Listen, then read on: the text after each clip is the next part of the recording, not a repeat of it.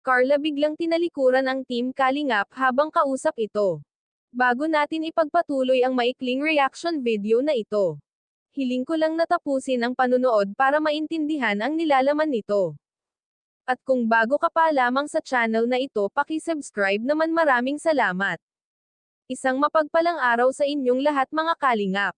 Muling dinalaw ni Kalingap Rab si Carla. Mga K-Boys kompleto na sumama at pumunta sa bahay ni Carla.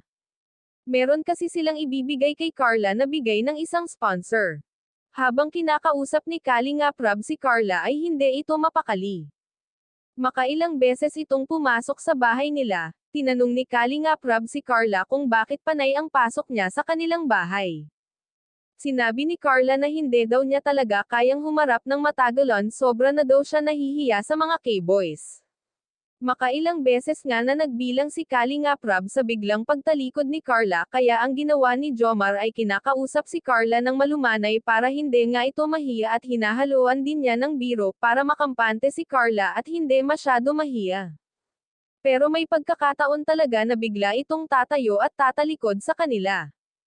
Makikita mo talaga sa reaction ni Carla na hindi niya kayang humarap ng matagal, lalo pa at mga lalaki ang kanyang mga kaharap.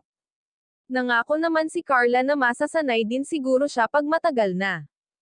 At sinabi pa ni Carla na sa susunod pipilitin niyang huwag na masyado mahiya.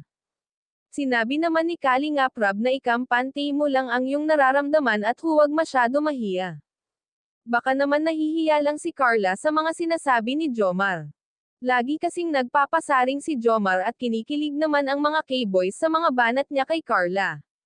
Maraming ang viewers ang nagkokomento na bagay daw si Carla at Jomar.